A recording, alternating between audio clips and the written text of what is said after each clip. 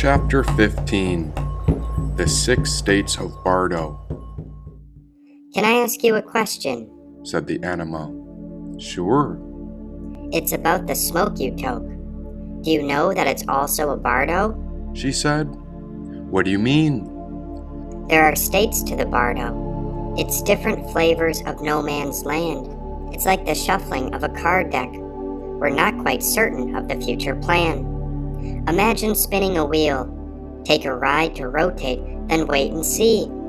The cannabis smoke takes you in between, and it takes around 3 days to clear. And then after you come back to who you were, present reality will appear. She said. 3 days? Well, I inhale the natural medicine just about every night. You've been living in a Bardo, neither wrong nor right, but in between, in no man's land, living on pause, waiting to make the future plan, keeping all options in sight. Nothing to fear and nothing to hope for. The in-between teaches you to let go of who you think you are and examine the spiritual center in your core. Now, just as the cannabis Bardo lasts for about 3 days, the Tibetan Book of the Dead says a person's death will escort them onwards in around 49 days. While the direct family may be silent and together for a 7-day period, the feeling of the Bardo may stretch on and linger through time. All substance has a Bardo, or a span of time in between digestion or decay. And even alcohol has a Bardo of around 3 weeks or 21 days. To purify the body begins in the purification of the mind, and so we direct our awareness into that spiritual center to see what we find. She said. Okay, I'll ease up on the smoke and maybe even quit. I've just felt so down and out for so long, and life keeps me pinned on the very bottom, and I can't quite get with it. Well, it's not like the truth is written down. The flow of the universe's current has many ways around. It is enormously difficult for a human being to develop to full potential. The struggle with the infantile within us exerts a tremendous gravitational pull against achieving that full adult potential. Nevertheless, we need to fight gravity by impressions of hard labor and to build the pyramids of the boyhood nature first, and then manhood that constitutes the core structures of our masculine selves. The ancient Maya seldom destroyed earlier structures from their cities' pasts. Like them, we do not want to demolish the pyramids of boyhood, for they were and will always remain as generators of power and gateways to energy resources from our primordial past.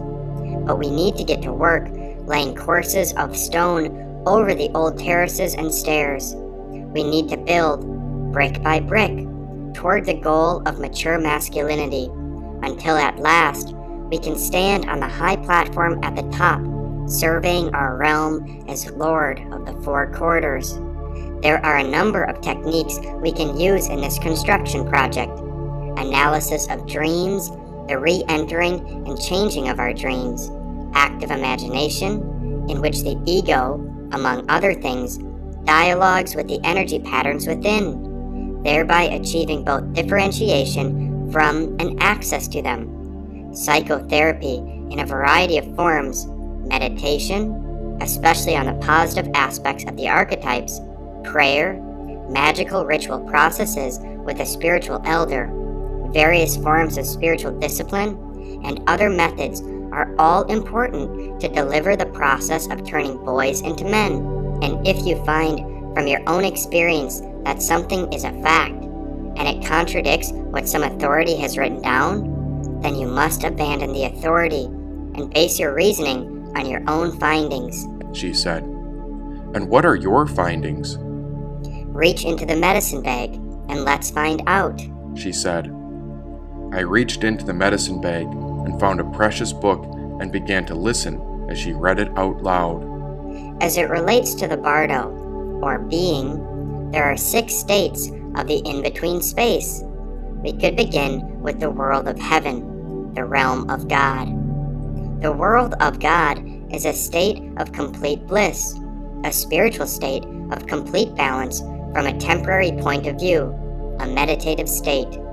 In order to survive in that meditative state of the world of heaven, there is the experience of the clear light, complete absorption into the clear light, or the perception of luminosity. So in the world of God, in order to survive as it is, they have to have the highlight of meditation, like the island which remains in the middle of the river. You need this particular type of highlight of what you are, which is the clear light experience. In terms of the ordinary experience of Bardo, it has been said that the clear light experience can only happen in the moment of death, when you begin to separate from the physical being. At the moment of separation between consciousness and the physical body, you begin to develop the idea of clear light as spontaneous experience. In that perception of clear light, if you are a meditator who meditated before, you begin to see the clear light and you begin to recognize it, as in the analogy of son meeting mother. But in the case of the world of heavenly beings, the clear light is a constant process. This also brings another kind of Bardo, the Bardo of birth and death. When we begin to leave one kind of experience, whatever it may be, we look for the next experience to get into. And between birth and death, there's a sudden recognition that birth and death would never need to happen at all. They are unnecessary. We begin to realize that the experience of birth and the experience of death are unnecessary concepts. They just happen. They are purely perceptions, purely the result of clinging to something. We experience birth in terms of creative things and death in terms of destructive things, but those two things never need to have happened. A sudden experience of eternity develops, which is the Bardo of clear light. And this experience of eternity, beyond birth and beyond death, is the source of survival of heavenly beings in a meditative state.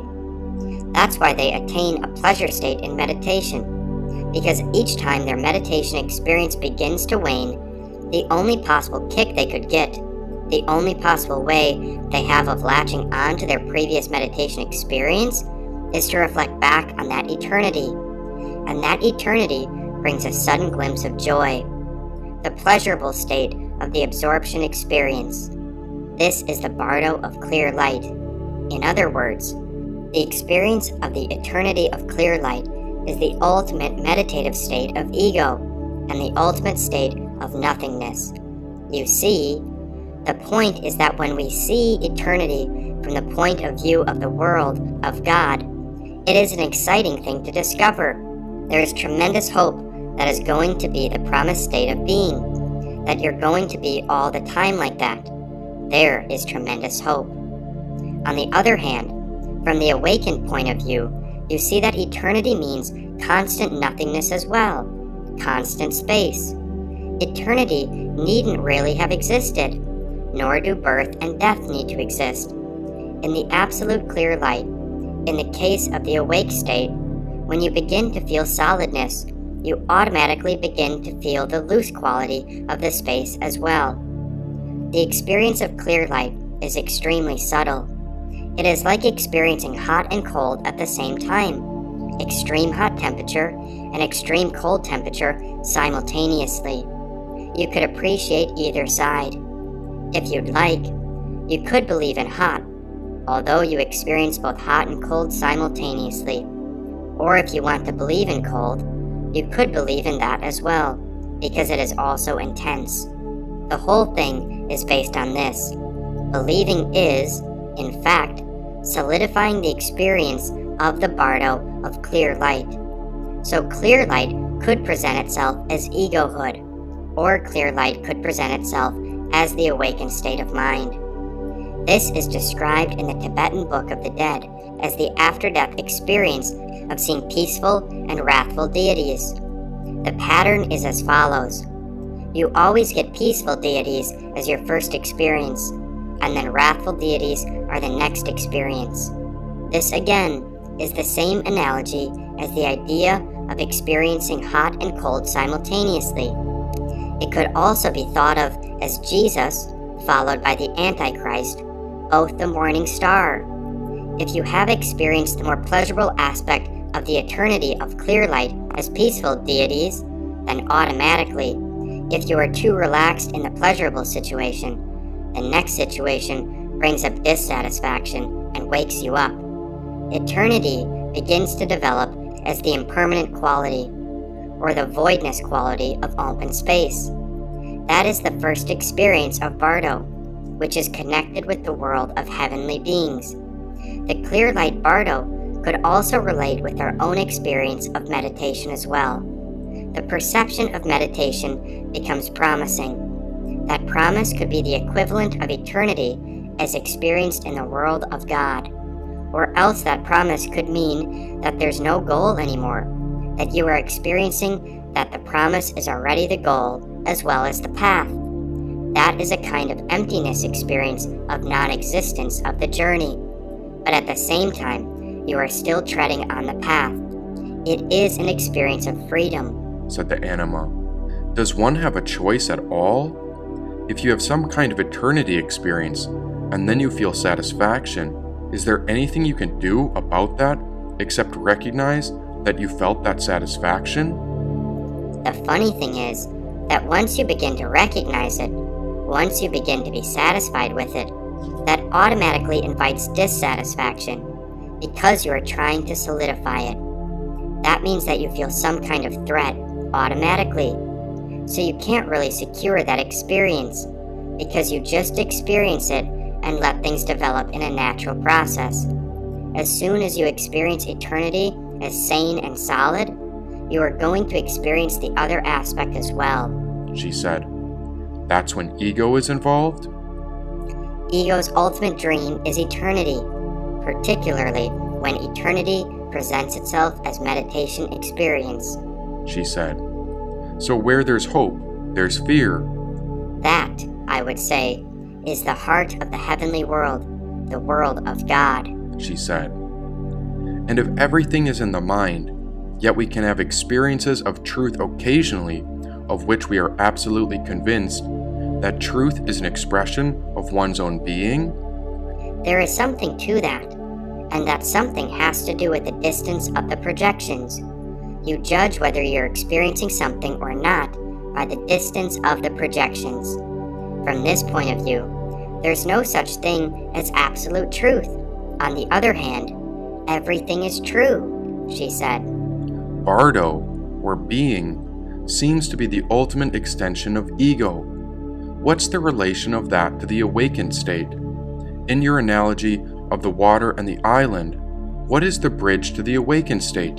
That mountain. That's a very important point. Seeing Bardo as the path to the enlightened state. On each particular island, Bardo is the highest point. In other words, it is the embodiment of the whole experience of each different realm. For instance, in terms of the world of God, eternity is the highest point of the ego's achievement, and because it is the highest point of the ego's achievement there, it is close to the other side as well, to the awakened state, she said. What is the starting point for the awakened state?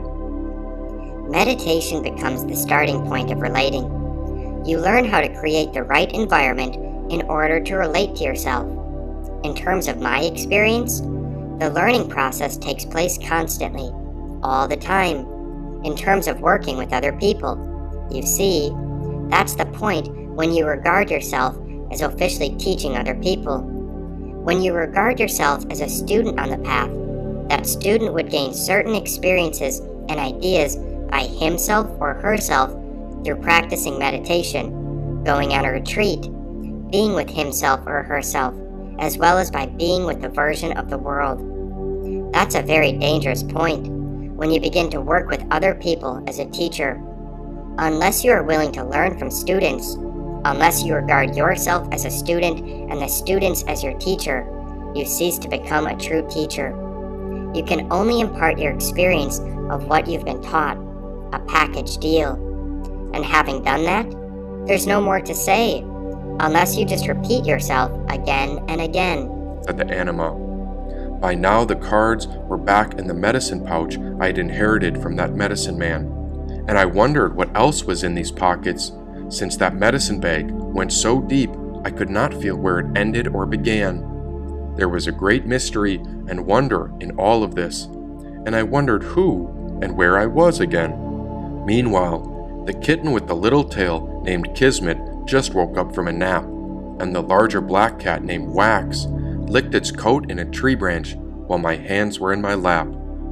These states are quite fascinating, not good or bad, rather they are both good and bad.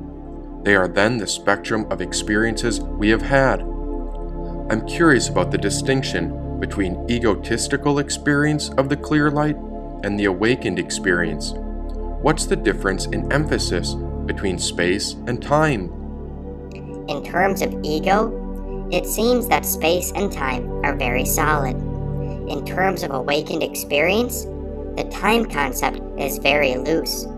In other words, in terms of ego, there's only one center and the radiation from it. In terms of beyond ego, center is everywhere and radiation is everywhere. It's not one center, but it is all-pervading, she said. And about the analogy of hot and cold, I think about the Chinese symbol of yin-yang and the knot of eternity, trying to flash back and forth between space and light. That seems to be the whole idea of Bardo altogether, being in no man's land, experiencing both at the same time. It's the vividness of both aspects at the same time. When you are in such a peak of experience, there is the possibility of absolute sanity, and there is also the possibility of complete madness. That is being experienced simultaneously, in one situation, 1 second, 1 moment. That seems to be the highlight of Bardo experience, because Bardo is in between the two experiences, she said. Does it have something to do with letting go in that instant when you decide which one you'll plop back into? In other words, when the thing is over, you either end up awakened or back in samsara, which is the wheel of the worlds, including growth and suffering. Yes, she said. So it seems like you're given a chance, and if you miss, somehow you're back in samsara? You're actually practicing in everyday situations. When those peak experiences are not present, it brings them into a balanced state. The general pattern of life has developed into a balanced state of being. Then that acts as a kind of chain reaction, enforcing the Bardo experience. In other words, you have more balanced possibilities of sanity because of your previous chain reactions, she said. Then it's like the base of a pyramid. The broader and more solid your base, the stronger and taller you stand. Quite yes, she said. So that's what sitting meditation is all about. Yes, that's the whole idea of Bardo being an important moment. Working on basic sanity provides tremendous possibilities. It is basic. There will be tremendous influence and power, she said. Is there something that continues after death? And I guess that something is the you that reincarnates? Nobody knows. But if you see it in terms of the present situation, experiences happen. They pass through continuously. Our physical situation can't prevent the psychological experience of pain or pleasure. It's beyond control. So if we work back from that level, there seems to be the possibility that even beyond physical death, there will be a continuity of consciousness throughout. But that's an assumption, she said. Can you translate Bardo again? Bar means in between or gap, and do means island. So altogether, Bardo means that which exists in between two situations. It is like the experience of living, which is between birth and death, said the anima. And what of birth? Birth is a Bardo, and so we'll examine all the Bardos. We discussed with the Bardo of God, there is a point of eternity, an evolvement with eternity. The whole idea comes from an approach to spiritual practice, which is based on the principles of ego. You tend to reach a peak point in which you do not know whether you are following a spiritual path or whether you are going completely mad and freaking out. That is the point of Bardo meditation.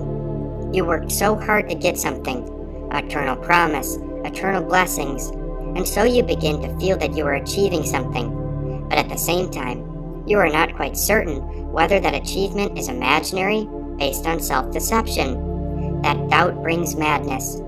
Conviction is a part of the pattern, which leads you to the madness. Conviction based purely on relating with ego, the patterns of which is pleasurable or painful, continues with all 6 types of Bardo. The second Bardo is connected with the realm of jealous idols, also called asuras. According to the teachings, it is described as the Bardo of birth, which symbolizes and signifies a dwelling. The experience of birth and dwelling is based on speed and our trust in speed. It is based on ambition to achieve something. The Bardo experience is not necessarily a meditative state of spiritual practice, but it is an ordinary, everyday life situation. You put out a certain amount of speed constantly, yet you are not quite certain whether you are getting anything out of it or whether you are losing something. There is a certain peak point of confusion or hesitation, uncertainty. It is as if you are going too far. If you spin really fast, faster and faster, if you spin fast enough, you are not quite certain whether you're spinning or not. You are uncertain whether it is stillness or whether it is absolute speed that drives you. This absolute speed seems to be stillness. This again is exactly the same point as in the Bardo of meditation, that uncertainty as to sanity or madness. You see, we come to this problem all the time, whether we have some peak experience of aggression, hatred, passion, joy, pleasure, or insight. In whatever we experience, there's always some kind of uncertainty when we are just about to reach the peak of the experience. And when we reach the peak point, it is as though we experience both hot and cold water at the same time. There is that kind of uncertainty between the fear of freaking out and the possibility of learning something or getting somewhere. I'm sure a lot of us have experienced that. It is a very simple and experimental thing. I would like you to have a clear perception of the Bardo experience, both theoretically and experimentally, particularly those who feel they have experienced so-called awakening have felt this experience. We are always uncertain whether we have actually achieved something or whether we are just about to freak out. And this very faint line between sanity and insanity is a very profound teaching in regards to the experience of Bardo and teachings in general. According to history, at the very moment of enlightenment, the realized one experiences hosts of Maras, or the demon forces against enlightenment, attacking him with aggression and trying to seduce him with beautiful girls. That is a peak point, or a moment of Bardo experience. The point is that once we have achieved some higher state, a so-called higher state, or a more profound state of something, the negative aspect, or the Mara aspect, is also going to be there, equally and exactly the same. And they both become more subtle. The subtleties of awakening are exactly the same as the subtleties of sleepiness or confusion. Therefore, samsara and nirvana are like 2 sides of a coin. They occur together in one situation. Such Bardo experiences happen all the time within us, she said. What do you mean enlightenment? Enlightenment is the ego's ultimate disappointment, she said. And what's the next Bardo experience after birth? The third Bardo is the illusory body.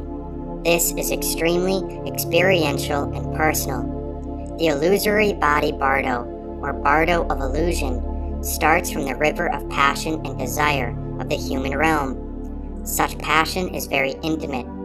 Everything is experienced purely at the naked flesh level, as though our clothing, masks, and skin had been peeled off, and this very personal, sensitive, and touch aspect continues with our state of being all the time. We react to situations emotionally, and these emotions are so sharp and penetrating that we can't bear to see them. It's very sharp, but at the same time, because of that experience of sharpness, And because the intimacy of desire and emotions is so intense, automatically we put on the natural device of masks, skin, and clothing. That is the problem. The minute we begin to put on masks or clothing, we have second thoughts. We are likely to experience these passions and emotions in their naked quality, but at the same time, it seems to be more manageable, pleasurable, to put some masks or clothing over them. There's that kind of ambiguity. On one hand, we want to indulge, to dive into this experience completely. On the other hand, it is too embarrassing, even to ourselves, to do that. Having some kind of mask is good. From that point of view, that kind of uncertainty is an ongoing problem in life. In talking about the human realm, in connection with the Bardo of the illusory body, a lot of problems and conflicts come from the preconceptions and expectations. We have expectations of achievement, expectations of fulfillment. We remember that driving force, the energetic and speedy experience of the world of the jealous idols. There's the nostalgic quality of wishing to go back to that level. Whenever everything happens so efficiently, we would like to imagine something before we get into it, and then we would like to create situations out of our imagination. We try to recreate them, to produce them physically as actual situations of now. The problem is that we are not able to achieve that, which brings us frustration. Another factor involved with the human realm is choice. Choice is based on irritation. Without irritation, there wouldn't be any choice but a choice between one particular category and another. In the human realm, for instance, there is a choice between the personal experience of analyzing oneself or intellectualizing oneself and the personal experience of instinct. Depending on the person's situation, one will automatically tend to pick up one of those two. We may feel uncertain unless there's an explanation or analysis, or else, in situations based on instinct, analyzing it causes the experience to become uninspiring. Analysis doesn't allow any room for inspiration. One would like to have a pure state of passion. These seem to be problems that run right through the human realm that we all face. But then how do we work with them? How do we see a glimpse of transcending them in terms of Bardo experience? When we talk of illusory body, it is obviously illusory, not the physical, tangible body. It is a mind-body situation always. This illusory body is based on a very healthy attitude. These confusions and polarities are being worked with at a realistic level in which we are willing to face the illusory aspect, the mirage quality, the hallucinatory quality. So the human realm and its Bardo experience has a hallucination quality or illusory body. This illusory body is precisely the transparent nature of experience, that we see, yet we don't see. We see something, yet at the same time, we are not quite certain whether we are seeing the background or the scenery itself. Uncertain hallucination, ultimate hallucination. And that ultimate hallucination acts as a Bardo experience. It is the choice between the real and the unreal. Is this illusory body illusion itself, or is it pure imagination? One begins to question whether the illusion or mirage exists or not, and a person again begins to be involved with this threshold between the transparency of the figure and the solidity of its background. One begins to have a very confused attitude about this. You are not quite certain whether you are actually getting somewhere or whether you are being fooled by something. The peak point of not being certain why, but things just happening, is the Bardo experience of the human realm. Again, it carries the same sense of possibilities. I'm not quite certain why I am here, but if I pass that level of uncertainty, maybe after all, there is something, or maybe after all, there isn't something. It is the very fine threshold of not knowing who is fooling whom, but at the same time, something is fooling something. That foolishness is the illusory quality of not knowing. There's nothing tangible at all. It is completely loose, irritatingly loose. it's almost worth getting aggressive. It's like trying to pin up a poster to paste it on the wall, but somehow the wall doesn't exist, and the poster doesn't exist. It shifts all the time. You can't fix it. Realize this foolishness of who's fooling whom, which is the illusory body, the Bardo experiences of the human realm. It is the desire which drove us into this particular experience, and which is the Bardo of the human realm. In other words, we find ourselves here because the river of human consciousness, human passion, drove us here.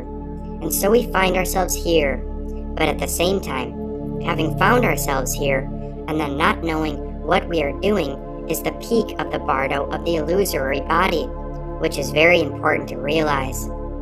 The illusory body is made out of both yes and no. It is both negative and positive. You are not quite certain where it is, how it is. It is ambiguous, uncertain. At the same time, there's a general feeling or perception of the transparent quality of the body, or you could say, realizing the foolishness of us. It is like the analogy of us being here together and fooling each other, that uncertainty or vagueness. Not knowing exactly whether you are going or coming is the illusory aspect.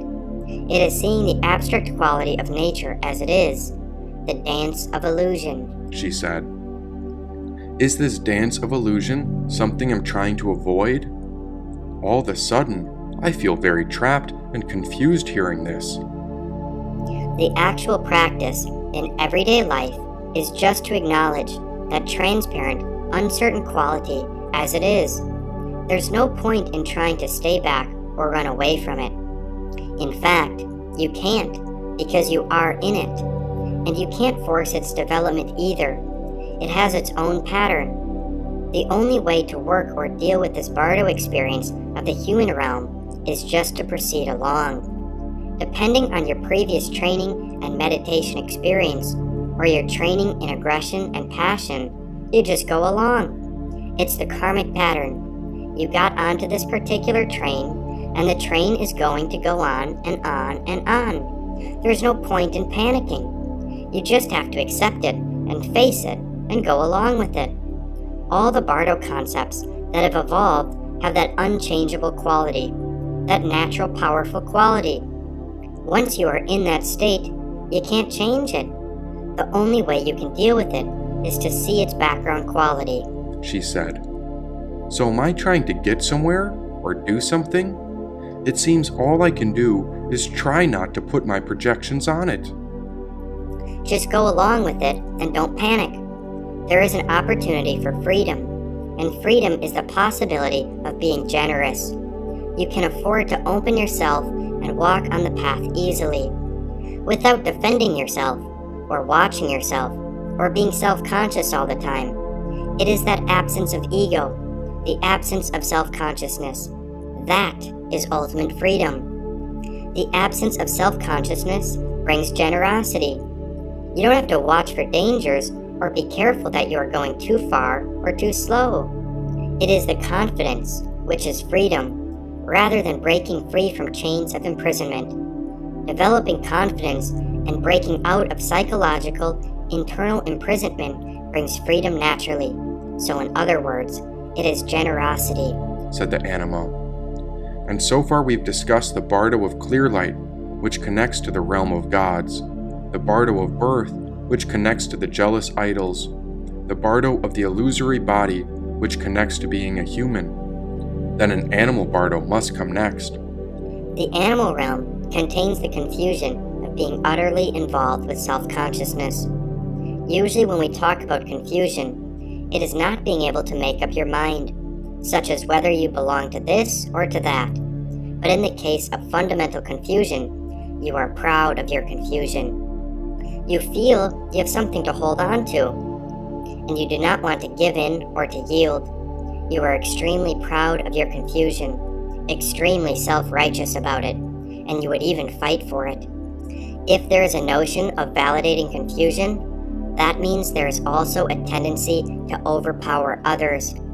So power over others is one of the other factors involved in the animal realm. you are aggressively sure of what you are, and because of that, you would like to influence other people and draw them into your empire, your territory. Such power could happen politically or spiritually. If you don't see the situation as it is, it doesn't matter whether you know what to do or not. You just push through and present a show of force, and accidentally something happens, something clicks, then you take over. The tendency to overpower through confusion is the dominant characteristic of the animal realm. It is like attacking a tiger. The more you attack a tiger, that much more does the tiger become egocentric and aggressive, because the tiger is not quite certain whether you are going to kill him or he is going to kill you. Confusion seems to be the peak of the experience of the Bardo in the animal realm, the dream Bardo. A lot of people may expect that in the dream Bardo, we might discuss how to play games with our dreams, how to levitate and of astral traveling, visit our friends, visit unknown worlds, surveying all unknown territory. But if you look at the dream world as it is, there's no room for astral travel. It is the hard truth that dreaming, although very creative, is based on the uncertainty between day experience and night experience. You are not quite certain whether you are sleeping or not. And so as you realize that you are asleep, that you are dreaming and have a terrifying dream experience, it immediately dissipates and you begin to awake. The nightmare begins to wake you up.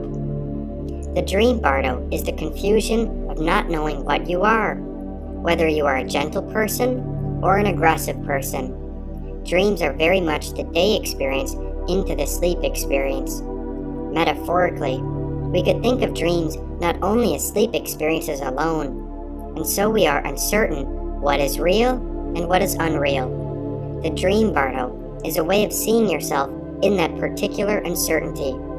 In a drug experience, for instance, you are not quite certain whether you are completely able to see the subtleties of things as they are.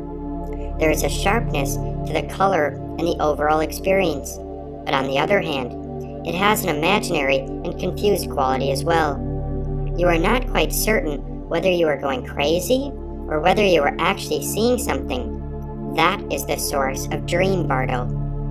Dream Bardo also has to do with the confusion involved in making decisions.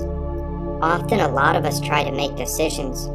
Should I be doing that, or should I be doing this? Should I commit myself into this, or shouldn't I commit myself into this? There is uncertainty, ambiguity, and confusion. Fundamentally, confusion is based on not knowing the actual situation, not being able to see the meeting point of the two. Should I or shouldn't I? I wouldn't exactly say the answer lies between them, but the actual experience lies between them. Experience lies between should and shouldn't. That no man's land quality of Bardo is the same answer in some ways. It is the same way of breaking through. Further on, once you are able to see that particular precision of the in-between experience, that no man's land experience, you begin to see that you should and you shouldn't has been childish. You can either do that or do this, but there is no permanent experience, no permanent security involved. You begin to see that some kind of basic core of continuity is taking place, rather than trying to change from one black to another white. So confusion and tension, in this case, is extremely useful and helpful. Without that, there would be no pattern of seeing the situation or learning process at all. In other words, confusion and uncertainty are like the letters or initials for each step that you have to go through. That is the Bardo experience of the dream world. The dream Bardo that you go through is an extremely important and very personal experience. She said, if you make a decision, it is going to bring you tension because you don't know how it's going to work out, whether it's going to be good or bad. Do you just go along and continue to accept it? Ultimately, decisions don't come out in terms of yes and no, black and white. The ultimate answer, so to speak, would say you're right, but at the same time, you're wrong. she said.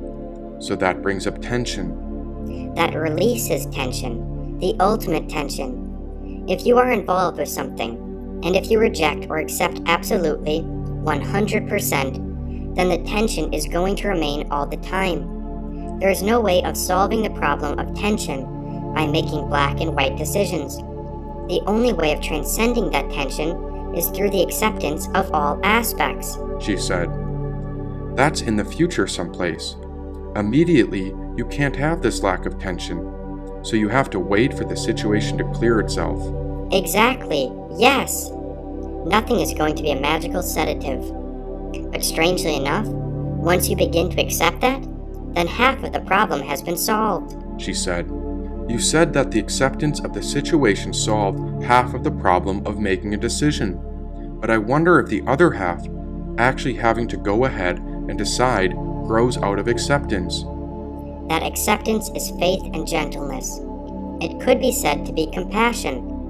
Once you see the situation as it is, then you just involve yourself in it and it takes you along. In fact, you can tell what the end is going to be. That is developing egoless common sense. Egoless common sense is not based on because of anything, but it is based on it will be so. You could project your future quite accurately, or take the right path quite accurately if you had that general egoless common sense. With such precision and clarity, as well as egolessness, you are not dwelling on hope and fear. Then things take place naturally, she said. Can things take place completely passively in that way? I want to know if there's an active side to the picture. Of course. The physical situation of committing yourself and taking actual symbolic gestures, so to speak, is itself an earth-grown quality, she said. Can that active side be described? Is it moving like a cow? Is it leaping? Is it being like a protector? Yes, definitely. It is a protector type of existence. I mean chance, of course. All the time taking chances.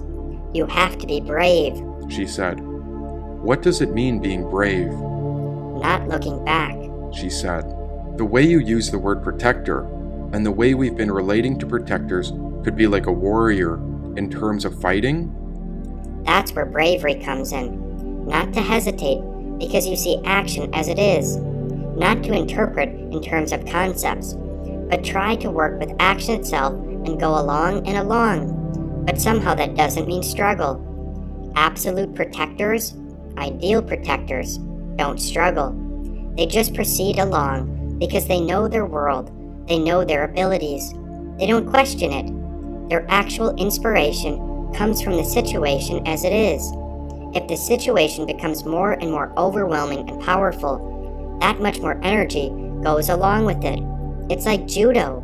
You use the situation as your power rather than trying to fight with it, she said. Does a protector go back and forth? Does he or she sometimes just sit and watch? That image of a protector doesn't seem to go along with the attitude of passive acceptance necessary for seeing situations. Acceptance doesn't mean not committing yourself, just dwelling on the idea of such and such. It is accepting and then putting yourself into that situation of acceptance. That allows you space. You don't rush into something completely because you had a flash. You take a portion and then you eat it, digest it, and then you eat the next portion, she said. What should one's attitude be toward possible mistakes? It is apparent that mistakes have a point to them, and so as far as the protector's steps go, there is no defeat at all. There are no mistakes at all.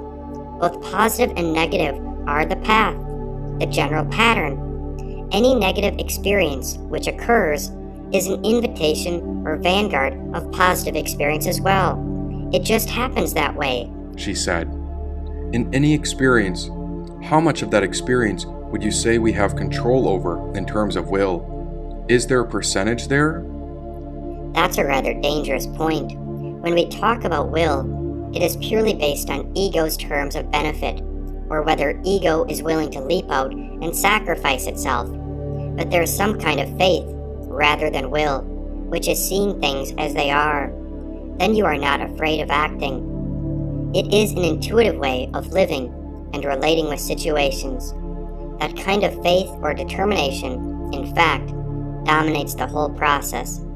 It's the most important point of all. It is the fuel to drive yourself, she said. But who am I?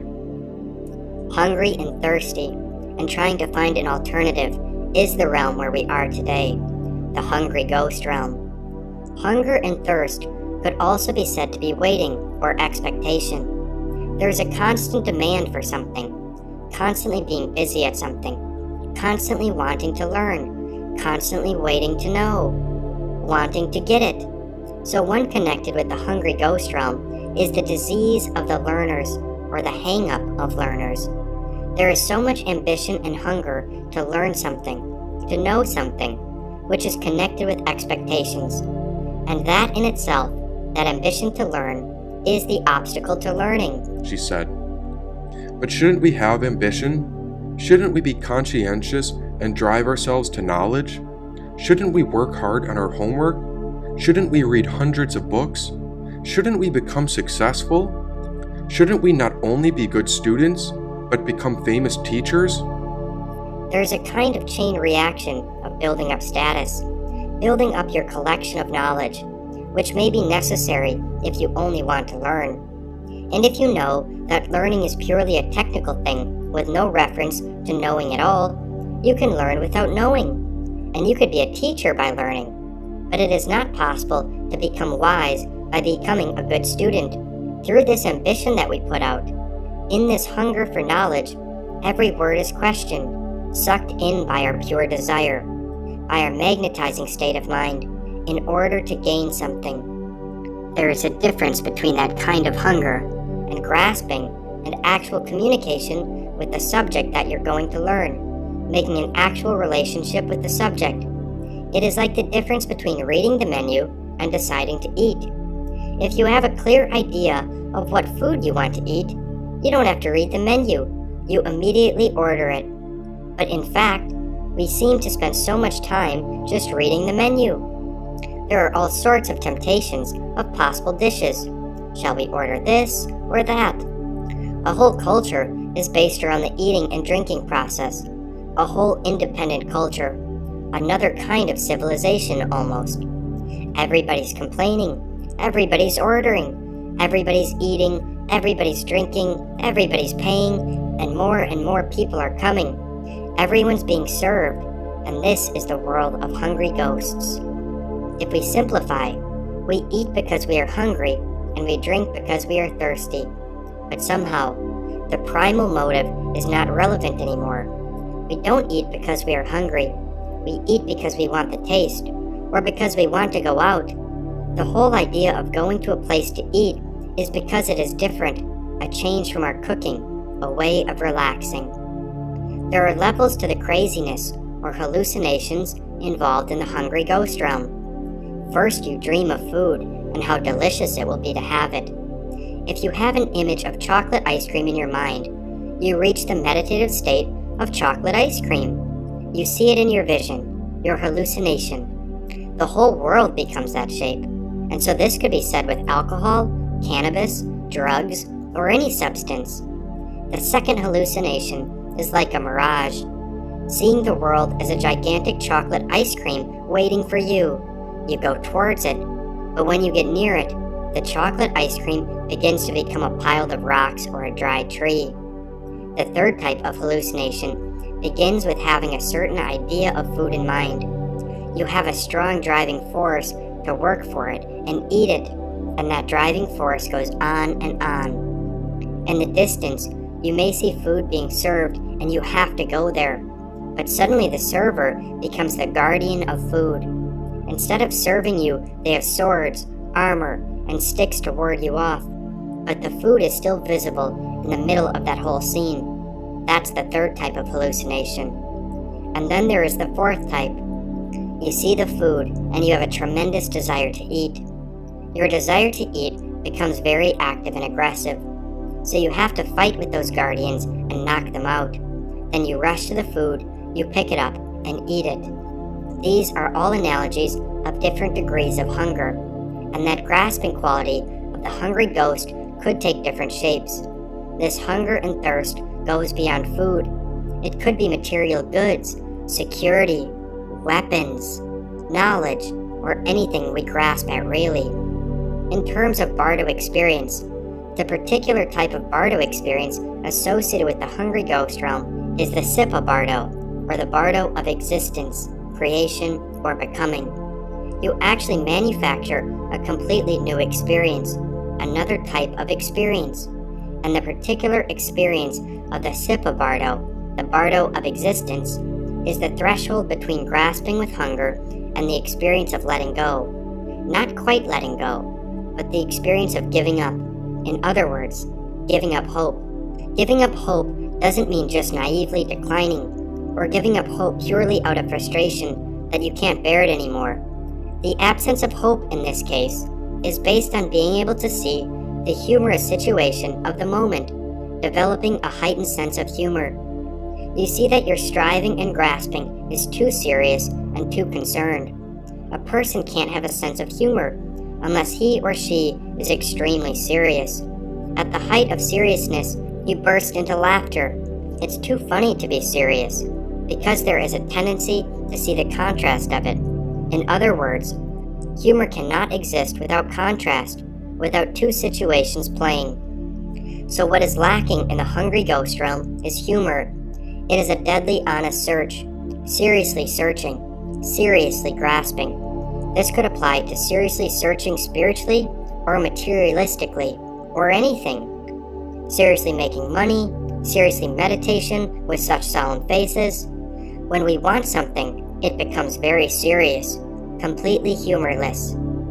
The world of hungry ghost, or Petras, is based on the seriousness of wanting to grasp something, and it is heightened by the Bardo experience to the point where you are not actually hungry anymore. You see? That's the difference between the Bardo experience and the ordinary hungry ghost experience. In the ordinary hungry ghost experience, you are hungry. In the Bardo experience of absolute intensity of hunger, you are not hungry anymore, because the vision of whatever you want to have is so much in your mind, you reach a kind of obsession. In fact, you are so overwhelmed by the desire of wanting something that you forget that you are hungry, that you are starving. You become more concerned with the presence of what you want. You begin to become one with the presence of the thing you want. So fundamentally, this realm is based on the relationship between the self-conscious ego, myself, and me. That ego wants to be. It wants to have a certain particular thing as my idea. It wants to be fulfilled. The frustration comes from the danger of this not being able to be fulfilled completely and properly, said the anima. But all these Bardos, if we are all trapped in between, then what's the point? Has there ever been anyone who's able to get through this? Or to be with all of it so fully to realize the nature of what this is all about? There was the awakened one, Siddhartha Gautama Buddha, who sat beneath the Bodhi tree and was tempted by the Maras, and he vowed to attain enlightenment even if his bones crumbled and turned into dust. In that situation, he was in the hungry ghost realm, a hopeless seriousness. Once you reach the higher spiritual levels of enlightenment, the higher your state, the more advanced your state of development, the more temptations there are. Therefore, the temptations also become very sophisticated as you become more sophisticated. This goes on and on. That is exactly the point of the host of Mara begins to attack the awakened one called the Buddha. I would say that point is the most advanced level of the hungry ghost realm. That is why the Maras, or demons, have to come, and why the temptations of the Maras are necessary. They are exactly what is needed in order to provide contrast between awake and confusion, said the anima. So the host of demons are necessary in order to provide contrast, because the host of these demons bring confusion to its peak? Exactly. Very sophisticated confusion, purely matching the possible awake state that you're going to attain. It's equal, she said. So one should not really have to strive to develop that completely, but just accept it and not try to call it awake? Once you accept it, it becomes the force of compassion. In the story of the awakened one named the Buddha, each arrow shot at him turned into a flower. There wouldn't be a flower unless the demon shot arrows. So the whole thing becomes a creative process, a rain of flowers. Each act of aggression becomes loving kindness or compassion, she said. That's the thing. When you get into confusion, it becomes overcrowding sometimes, and the temptation then is to move away from the confusion. Yes, that's the general temptation. But then what happens is that the temptation follows you all the way. When you try to run away, the faster you try to run, the faster the temptations come to you all the time, unless you decide not to run. You're providing more feedback to the temptation when you decide to try to get away, unless you are willing to make a relationship with it, she said. As you talked about the temptation of the demons named Mara, could you relate that meditative absorption into the world of God to those kind of temptations? What's the difference between meditative absorption in the God world and temptation? That's a good one. You see, the interesting point is that in the complete meditative absorption of the world of God, there wouldn't be any temptation because nobody wants or demands your attention. You are paying full attention all the time to ego, or the bliss and heaven you are personally getting. So the Maras are satisfied. They don't have to try to shake you back, bring you back to samsara. You are already in samsara, and you are grooving on it. It seems as if temptation can only occur if you are trying to get away from that centralized ego, she said. So there's not a situation when you are just in the world of God, because when you're in the world of God, you are also a hungry ghost? That's right, but less dramatic. Because when you are in the world of God, the whole situation is more relaxed and self-satisfactory, she said. Yes, but somehow we unconsciously want to remain in it. Or if you fall back down to the world of jealous idols, you want to go back to it, so you are a hungry ghost. Yes, you could say that all 6 realms have a hungry ghost quality of one kind or another, because all 6 realms consist of grasping or hanging on. That quality is always there. But when we are talking about the hungry ghost realm, it's more obvious, more vivid, she said. Are all the Bardo states ego? The Bardo states are definitely ego, all of them. They are the heightened qualities of the different types of ego and the possibilities of getting off ego. That's where Bardo starts, the peak experience in which there is the possibility of losing the grip of ego and the possibility of being swallowed up in it. There is that kind of confusion between freedom and escape, freedom and imprisonment, she said. So in each Bardo state, there's a possibility of escape? I think so, yes. The awakened one called the Buddha described that through an analogy. There's the one called the Bodhisattva, or the one who touches freedom or nirvana, but delays departing in order to come back and help all sentient beings out of compassion. The Bodhisattva's actions are as if you are about to step out of a room at the point when one leg is outside the door and one leg is inside the door. And so the Bodhisattva wonders whether he or she should step back or proceed, that in between. That's an analogy for Bardo, she said. Did I understand you say that when you are in the world of God, you have your ego? Yes, she said. That's very disappointing. I know, she said. Then one should not attempt to meditate more? If one is more and more in the state of meditation, then one should try not to be, because then one is a hungry ghost? That's it exactly, precisely, she said. So one should try not to be in a state of meditation. Exactly. You see, that's the point of meditation in action. The point of action does not mean you have to try to maintain a meditative state or act simultaneously, as though you were trying to manage 2 things at the same time. But action is that you truly act. You act properly. The idea of saying, when I eat, I eat. When I sleep, I sleep. is acting properly, thoroughly, and completely. Meditation in the prerogative sense is dwelling on something. Action demands attention. You go along with that particular paying attention to the situation and working skillfully with situations without reference back to yourself, how you should act, how you shouldn't act. You just act, she said. But why is ego involved in the world of God? Because the world of God is a sophisticated state of ego, where you want to experience pleasure all the time. And once you experience pleasure, then you want to retain your pleasure. You always want to refer back to yourself. That is ego, she said.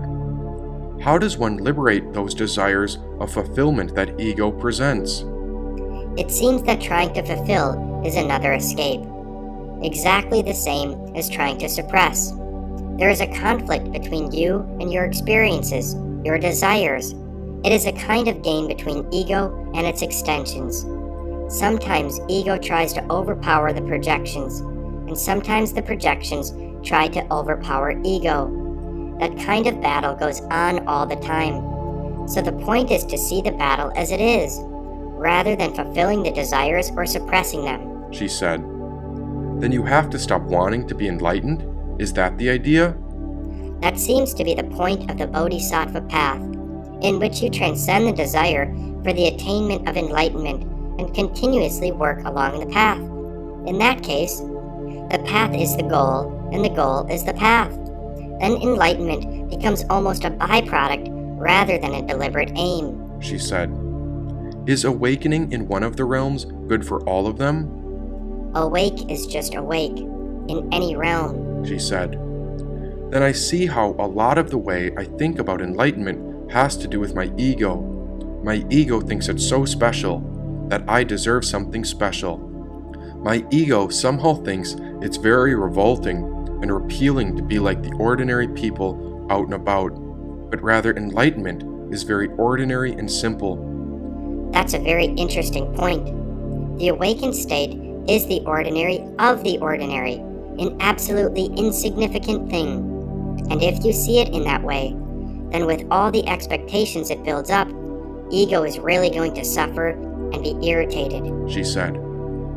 But even the path sometimes inflates my ego. It sure does. Therefore, your relationship with the path should be an ordinary one, she said.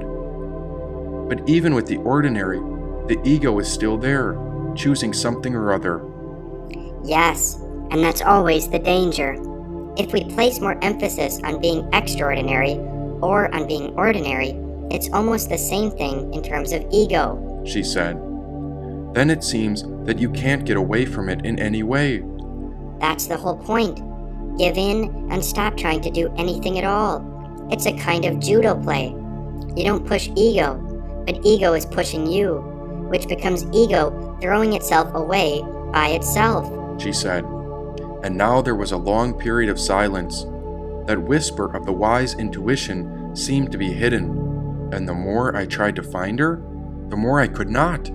I looked all around the forest as the two cats followed me. But our conversation had stopped, and now I began to feel the opposite of patience.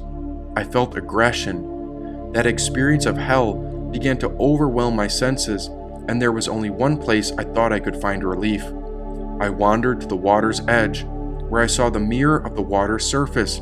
As soon as I looked into my reflection upon the mirror-like surface, I heard the anima shout, "Hell!" Examining this lesson, I listened. The experience of hell comes from deliberate, basic aggression. That aggression is opposite of patience. Patience usually means being extremely kind and cool, but patience, in this case, is not only keeping your cool, but is seeing the situation in its fullest extent. This patience could be said to be active and energetic, as you are part of the situation. That basic aggression of hell comes from your wanting to destroy your projection. It is natural aggression. You want to destroy the mirror. As projection works as it is, in a very efficient and accurate way, it becomes too embarrassing. You don't want to go along with it. Instead of seeing the naked truth, You want to destroy the mirror, she said. What is the mirror? The mirror is everything. We don't see things as they are, but rather we see things as we are. It is the projection, the reflection, and also the perceiver of the mirror.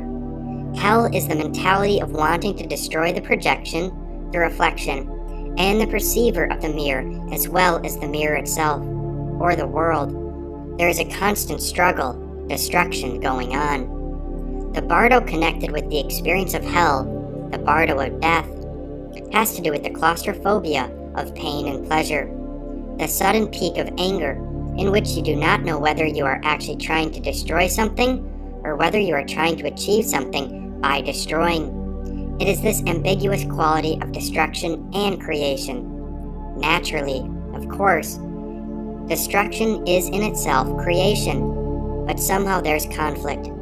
You have created destruction. Therefore, it is creation. In other words, one is not quite certain whether you are actually going or coming. The moment you think you are going, you discover that you are coming. That extreme speed of running, rushing, becomes confusion, which is the particular peak experience of the Bardo of death. Death could be said to be birth at the same time. From this point of view, the moment something ends, the next birth takes place naturally. So death is a recreating of birth. It is the same idea of reincarnation, the rebirth process. There is also the realization of death as being constant death. Things cannot exist or develop without momentum. Change is taking place always. That is why the teachings place tremendous importance on the realization of impermanence. Impermanence becomes extremely important at this particular point of aggression. Aggression is trying to freeze the space, but when you begin to see impermanence, you cannot solidify space anymore. That then is the peak experience of transcending aggression. If you are fully involved with the Bardo experience of one of the 6 realms, you also experience your neighboring territory. This also applies to aggression, or the Hell realm, which is next to the Hungry Ghost realm. So another aspect of aggression, or Hell experience, could also be self-pity, completely closing in, self-condemnation. You condemn yourself because there is nothing attractive in you at all, nothing beautiful. You would basically like to destroy yourself or escape from yourself. That kind of self-condemning quality in oneself could be said to be very positive in a way. You are just about to discover the opposite of that. You are just about to see the alternatives. Because of the possibility of alternatives, you ask questions based on being other than what you are, other than where you're at, which is a very healthy situation. In that sense, condemnation could be said to be inspiring, as long as the person can proceed further with that condemnation to a further experience of himself or herself. The condemner, or the person who condemns, and that which is the object of condemnation are different. As long as one is able to get knowledge of the subject, the particular condemner is removed. In other words, the watcher is removed. When that instinct, the ego-centered notion of trying to achieve perfection, trying to achieve a perfect good thing, is removed, the whole process changes. One whole attitude changes once you remove that. Yet the condemnation in itself remains as an independent situation. And that particular independent situation, or condemning quality, contains light and space and questions and doubts and confusions. That such confusion and doubt and questions that manages to be born brings the possibility of the dawn breaking through. In the Tantric analysis, it is said that the dawn of the Vajrasattva is breaking through. That is to say, the dawn of indestructibility, continuity, is just about to show through. Talking about aggression from the point of view becomes a creative thing. The whole pattern of aggression of the Hell realm becomes very positive, something that we could work on, said the anima. You say that self-condemnation or self-pity may be positive, but from my experiences, observing people in these situations, they decay into hate and withdrawal. I rarely see people get themselves out of this box. Yet you feel, from what I hear, that there seems to be a self-energizing element which forces people into self-examination or asking questions. I find this extremely rare. I have wondered what was lacking in their lives. Those who have touched rock bottom more or less, flirted with suicide. I see very little evidence that something arises out of the ashes of self-destruction. The intelligence of self-condemnation has an extremely keen eye, keen sight. It sees every move and every mistake that you make. It is very precise and very clear, and this seems to come from the ego's inspiration of wanting to protect oneself. But somehow, strangely enough, it doesn't work like that. It works on a wider scale, beyond the ego level. You see, the point is that intelligence is a neutral thing. A certain part of intelligence is empowered by ego, and a certain part of intelligence becomes panoramic intelligence. It begins to see the situation as it is.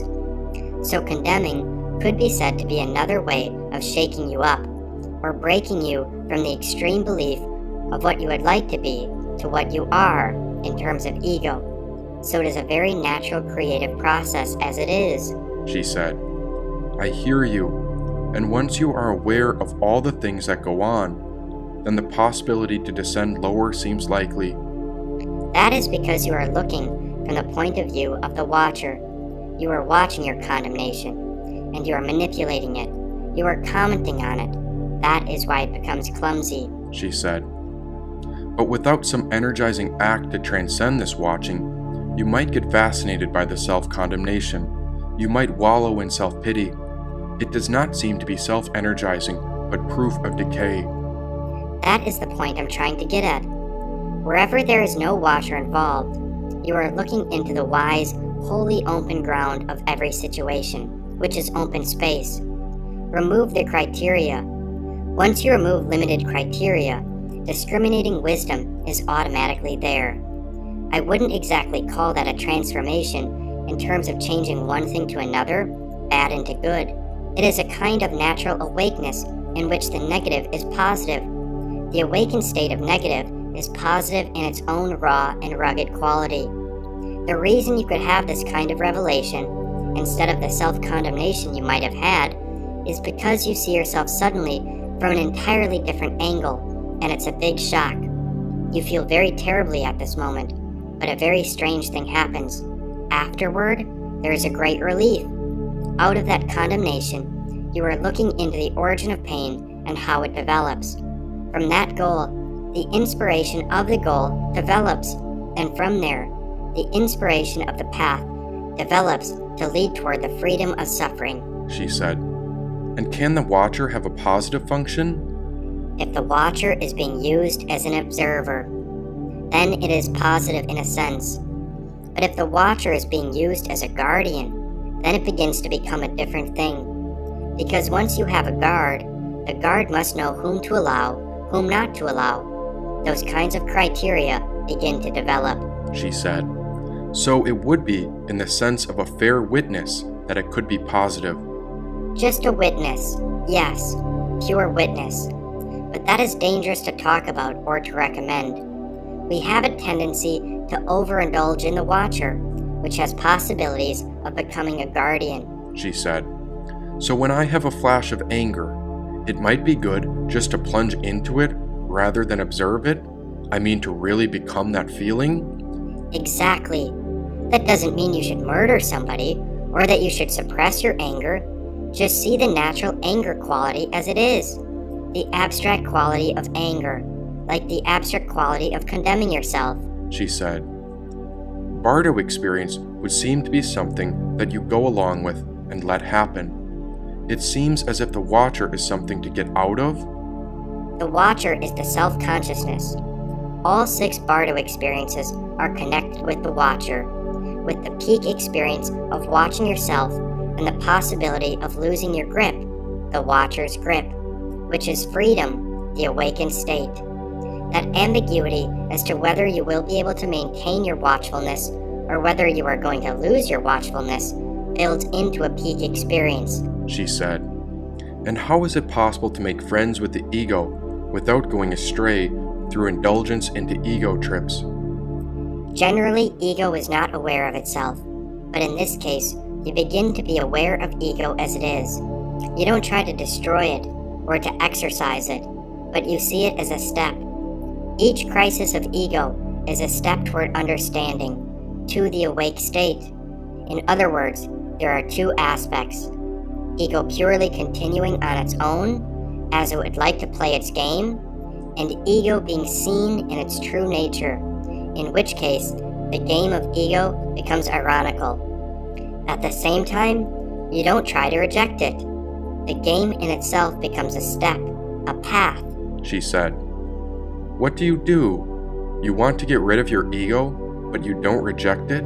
I don't understand. You don't want to get rid of ego. That's the whole point. You don't try to get rid of ego at all, but you don't try to maintain ego either, she said. Is that where a sense of humor comes in? Yes, she said.